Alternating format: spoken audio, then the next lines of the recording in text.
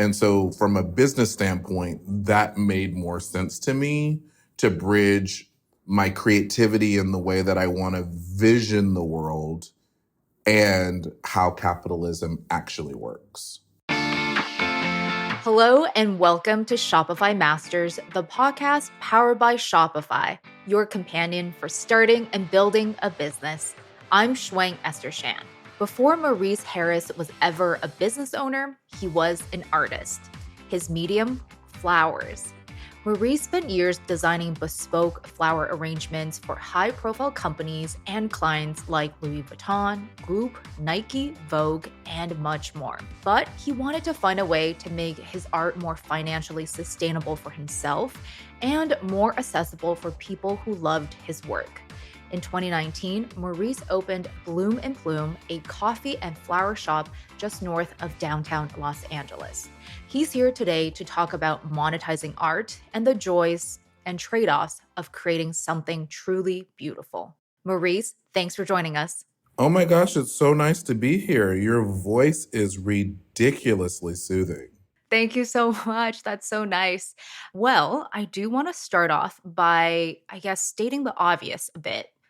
First off, flowers are perishable, they're delicate. It's a medium that's also time consuming, but somehow that's also a part of the draw for you. So, can you tell us why you were so attracted to flowers and why this business? Yeah, I think one of the things you also forgot, they're extremely dirty and disgusting.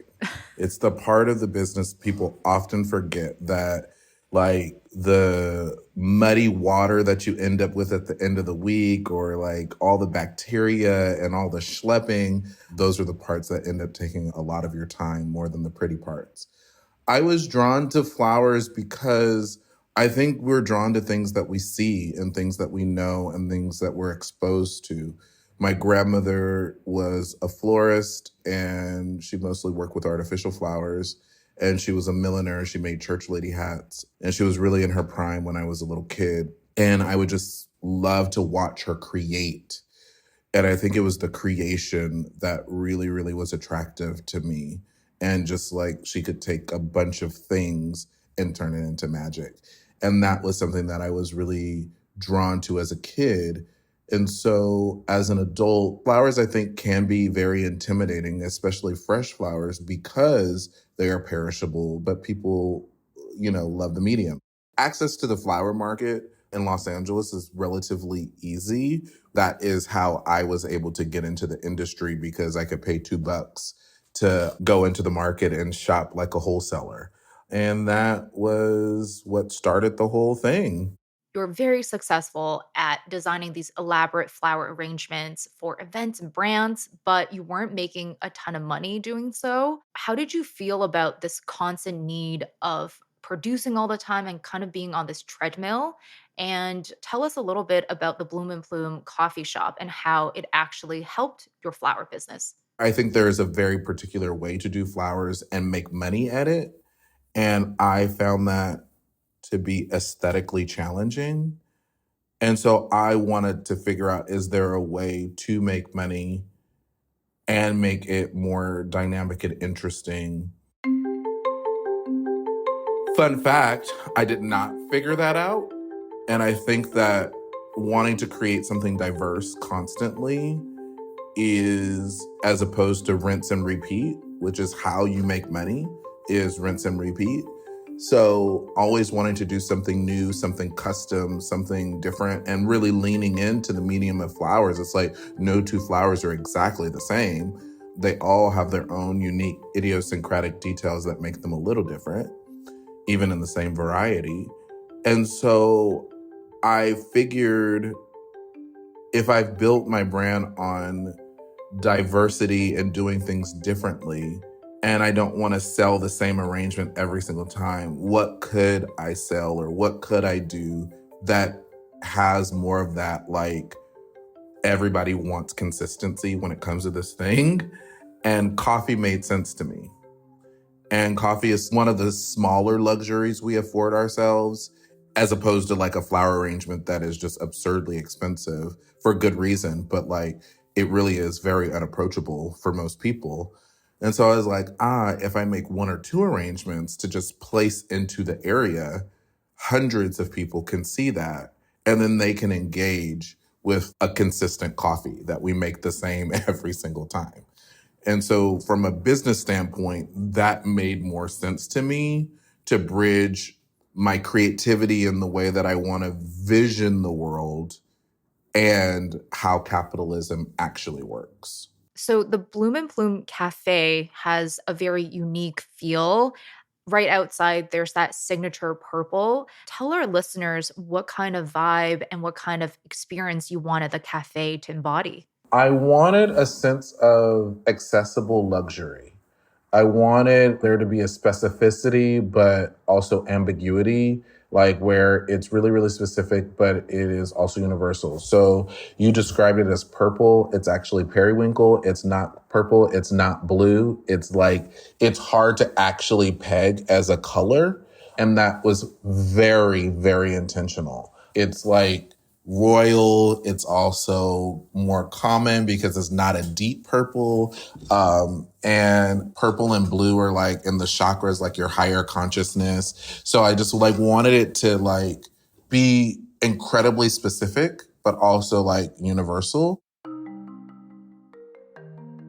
I wanted it to feel like, again, you're being transported into a place that feels like you're seen, like it's special. You are in the VIP section of Louis Vuitton or something, but it's a cup of coffee, you know? So like, because I know how I felt when I used to walk into Barney's, when I used to walk into places that just were curated with such magnificent design and beautiful things.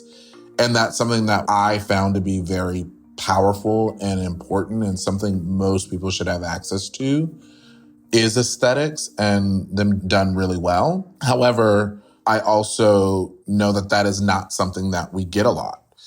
And so I wanted people to be able to have that coming into a space that feels like just your down home community space, but like you're actually getting more of an elevated, colorful, full experience. It's created by a Black, gay, gospel loving man. And there are a lot of little specific details that are made for folks that understand and know that. But then there are also things that are just universal for everybody.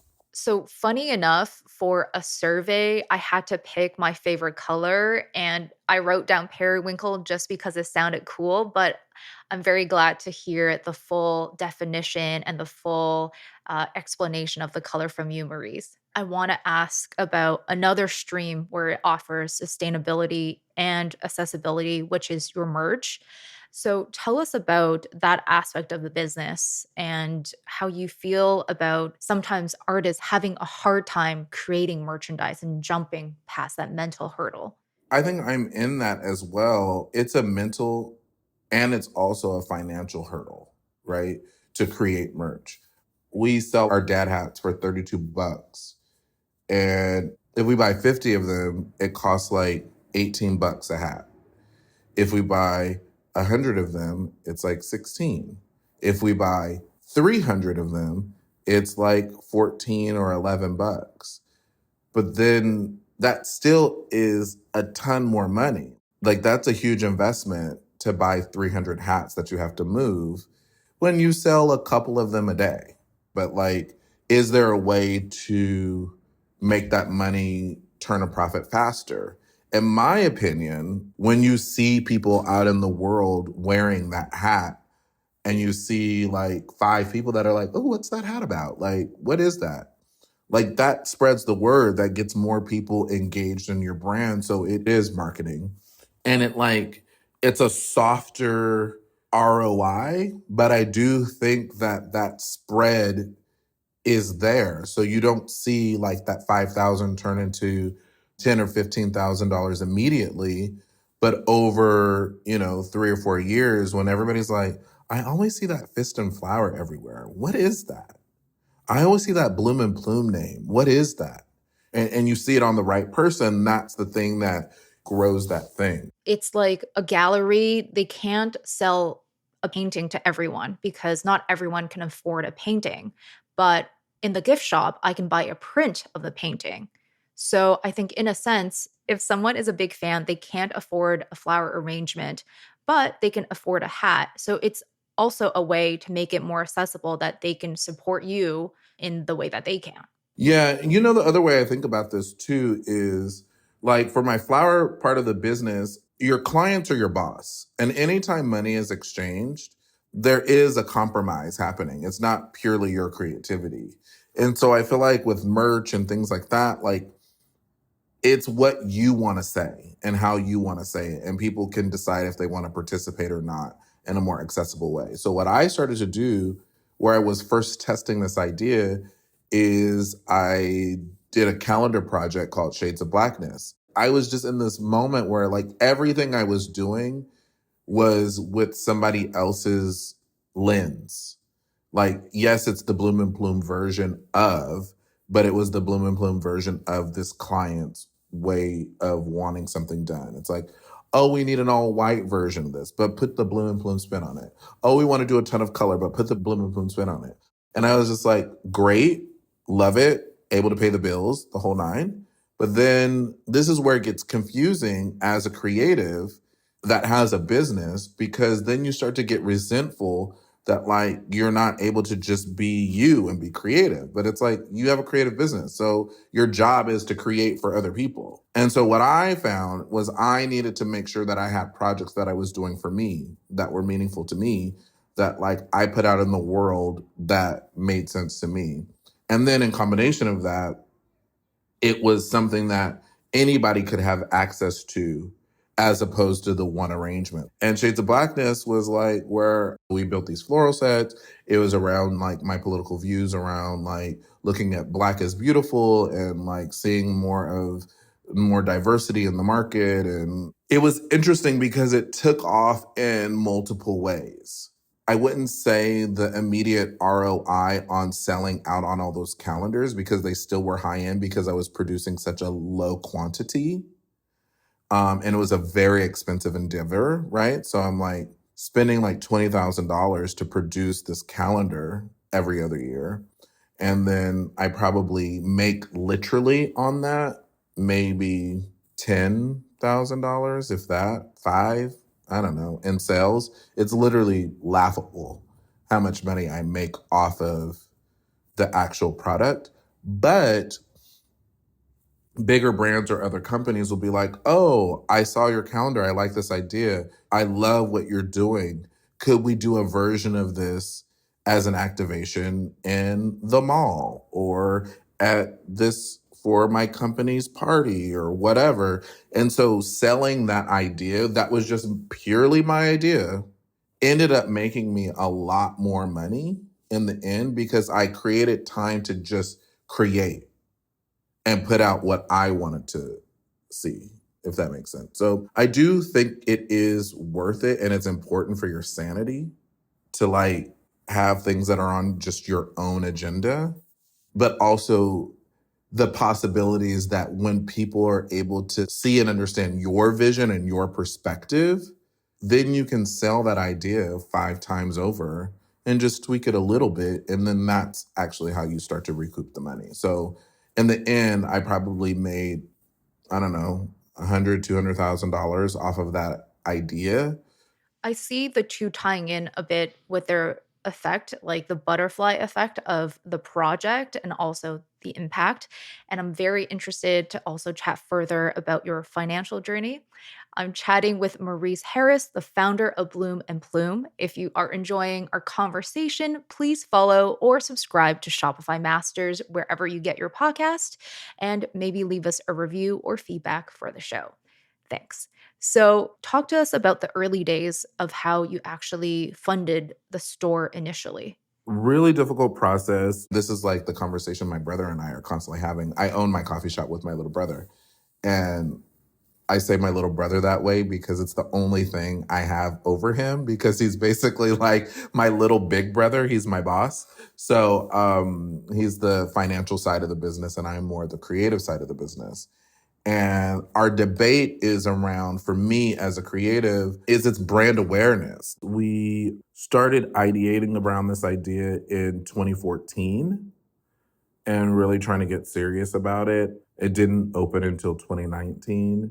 We had worked really hard. My brother had saved money from the time he was 17 to buy a house by the time he turned 30. He had this very long, elaborate goal, totally accomplished it and did it. Shout out to Moses. And I had been building my brand and my business for a while, and we were doing really, really well.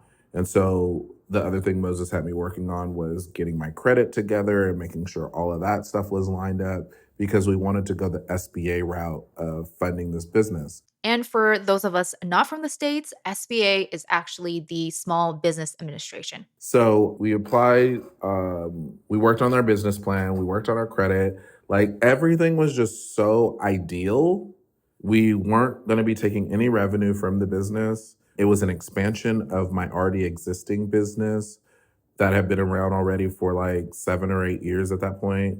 We both had exceptional credit. We both like had money in the bank that we had saved so that we could like help to fund some of this. And we still got like 30 no's. Oh, we also had an under market rent, like way under market, like it's ridiculous. So we were like set up. We were just like, this is literally a recipe for success. Like, give us the money. And we're like cute. We're like young. We're eager. We're Black. It's just like, hello.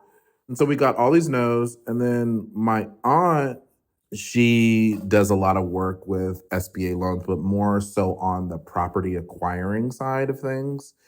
And so she couldn't really help us with that. But like as we're doing our little thing, and we were at this event that was around bringing entrepreneurs together to help them with funding or putting their packages together, this financial guy was there and he was like, oh, Hilda Kennedy? And I was like, yeah, that's my aunt. And they were like, oh my God, oh my God, oh my God. And it was literally like, then the red carpet rolled out. And next thing we know, we got funding. And so it was just really kind of cool, but also disconcerting that the only reason we got this was because we knew someone.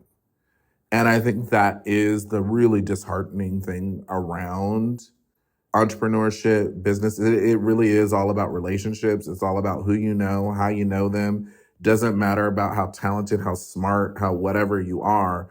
If you don't know the right people or in the right place at the right time, like getting access to different things is really difficult. I want to thank you for being so open and honest about that because a lot of the times we don't talk about that enough. And especially for other founders who are going through the process of trying to get loans, it's kind of refreshing to hear this honesty of a lot of the times, despite how hard you work, relationship do matter. It was incredibly frustrating to do everything right based off of all of the things we read, best of all of the like seminars we would go to. Like we're just doing everything right and above and beyond on those things. And we're still not getting it. We were just like, what is happening here? This is actually crazy. And so I think for that reason, I like to be more transparent about it because I want people to really know what it's like and what you're trying to sign up for and why it's not working. It's not you. The system is not set up for people that don't already have money and don't already have access to succeed. For sure. So, SBA, the Small Business Administration, you did go through and get a loan. But I think on the flip side of that, once you're operating a business, you understand that it's a matter of liquidity, balancing your books every month. And you do realize at a certain point in your business, you wanted to actually pay down the loan, which you did officially last year. Congratulations. Thank you. Yes. Tell us about the journey and how hard it was to actually work down that loan.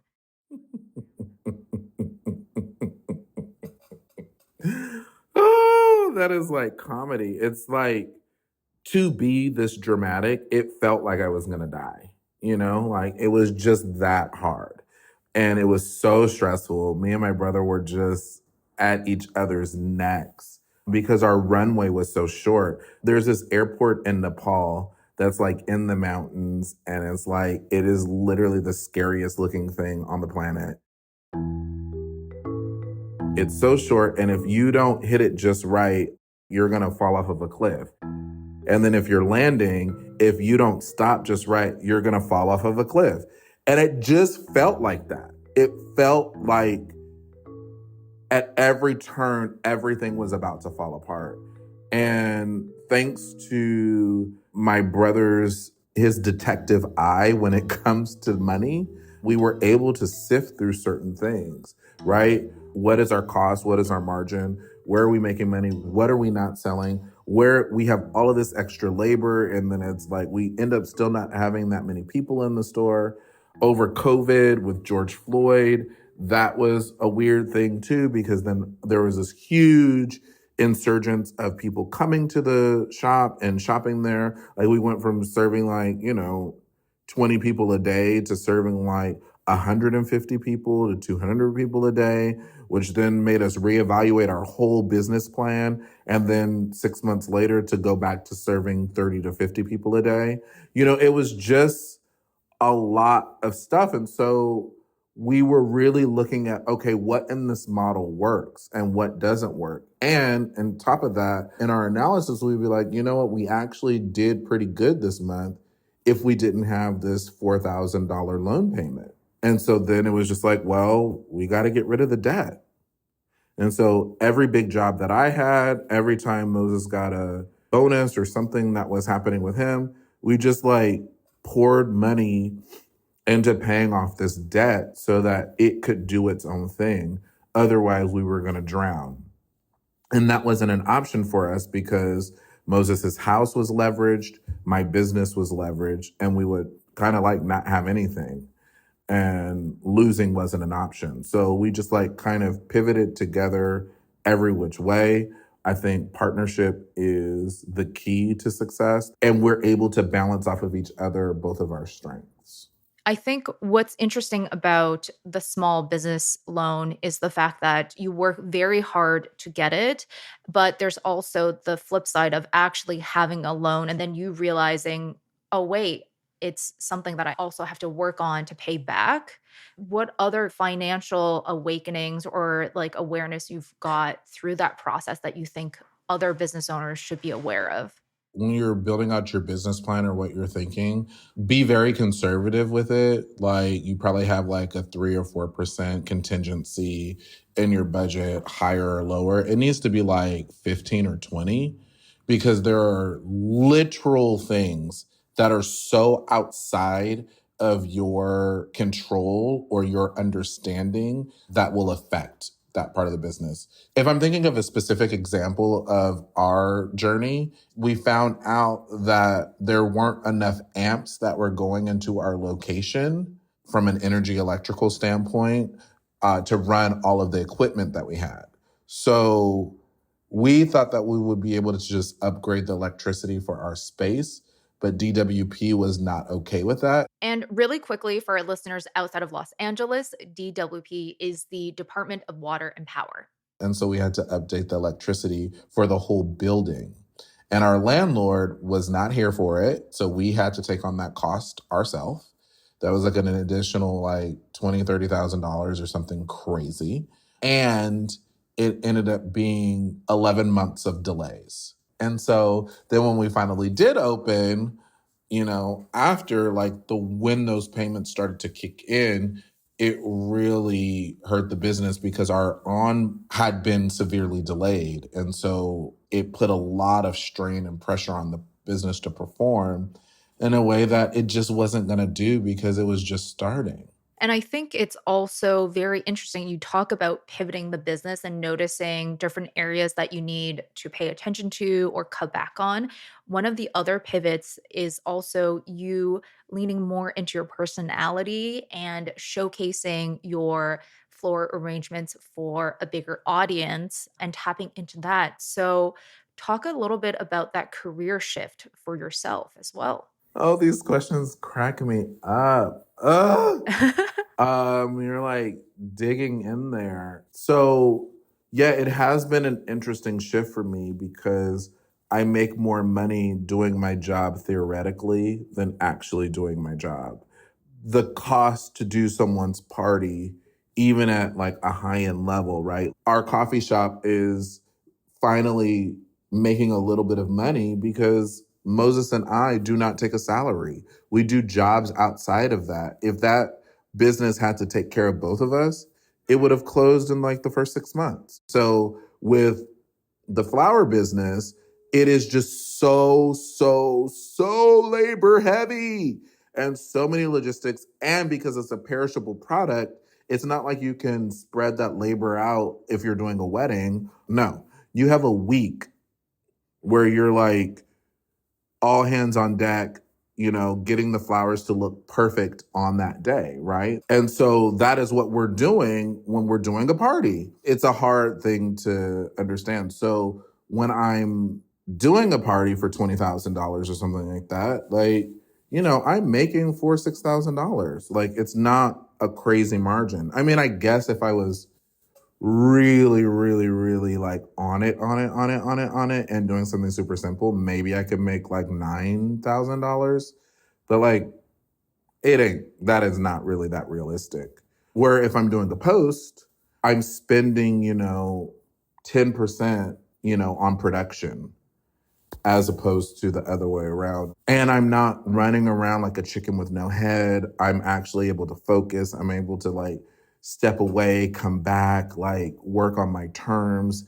It just works a little better. And it's been more consistent work.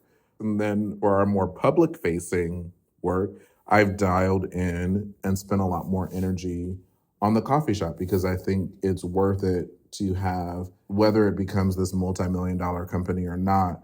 I think what Moses and I are really interested in is creating more of a blueprint, because we're in it right now, of how other folks can start to do that and adapt it and being honest and realistic about it. And I think my brother and I are doing it now so that we can better figure out how to help other folks so that they can do it themselves. I love that. One thing I did wanted to ask about leaning more into your personality and working with brands and media is that now that your personal identity is very much tied closer to the brand, how do you feel about that now? Because do you now think about strategies for your social media? Get out of my head. Get out of here. What are you doing to me right now? Oh my God. I hate it, actually. Mm. I think we are in such a strange time where we think that we should have access to everybody's inner thoughts and how they do things. And we're in this time because everybody thinks that they can do everything, that you have to explain how you got there and how you did it and why you did it that way. There's a constant critique of Beyonce that she doesn't let you in. And I'm like, she doesn't need to. She doesn't have to. Look at the work. The work is incredible. It is entertaining. It is doing all the things you've asked it to do. With that said, I know I'm literally about to contradict myself. So I hear myself and I know what I'm saying. I do love to perform. And that is a side of me that I really like and I enjoy. And I like being on and I like to be the center of attention in some ways. And so I have this complicated relationship with having to sell my dynamic personality and like my style and my vibes and all these things, as opposed to like, I'm actually just really good at making flower arrangements. I'm really good at creating an experience and a vibe, and you come into my coffee shop, it should speak for itself, as opposed to feeling like I have to tap dance and song and dance for everybody to get it. Well, I think that's the duality of Maurice. You should be allowed to loving to perform, but also you should be entitled to the privacy that you also seek. On that note, I do want to close off and ask, I guess it is a tough one. What advice do you have for creatives and artists who are having a hard time finding that balance of I wanna go into business. I wanna find a way to actually make a living, but I also feel weird about monetizing a part of myself. So, where do one reconcile and where do one find that balance? I always say do what you got to do, make your money, make your bag, but also only do that if you have really strong clarity of those boundaries and what they are. My best friend, who's no longer with us, told me years ago, she was like, Maurice, you're so dynamic, you're so magnetic. But like, if you don't know how to turn that on and off or how to keep it for yourself when you need to, like, it's going to kill you. It's literally going to eat you up and spit you out. It really, really having something for yourself, going back to when I did my Shades of Blackness project, that was a way for me to reclaim my time, reclaim myself for me, and put creative things out there for the world. I think the biggest thing I can tell folks is to have something for you and to treat your creative job as your job. When money is exchanged, it is a job. And even though it's creative, do not be defined by those things. Be defined by the things that you want to put out into the world, that you think are exciting. And let me tell you, the posts that I post that I just think are my most beautiful, most accomplished, most complicated arrangements are never the ones that get the most likes. It is always the basic, simple white peonies or like whatever that like people just go crazy for. I also can't be defined by that. That's also a part of my business. Really having a clear understanding of who you are allows you to navigate the nonsense. Well, amazing. Very honest, very direct. I think it's important to treat some of the projects and realize it's a job, get a partnership if you can, and like truly know who you are before you go into business. And those are very sound, direct advice. So thank you so much for being here, Maurice. It's my pleasure. That's Maurice Harris, founder of Bloom and Plume. And thank you for joining us on Shopify Masters. Our show is produced by Megan Coyle and Gogo Zoger. Our engineers are Matt Schwartz and Miku Betlam. Benjamin Gottlieb is our supervising producer, and I'm Shwang Esther Shan. And we will see you next time.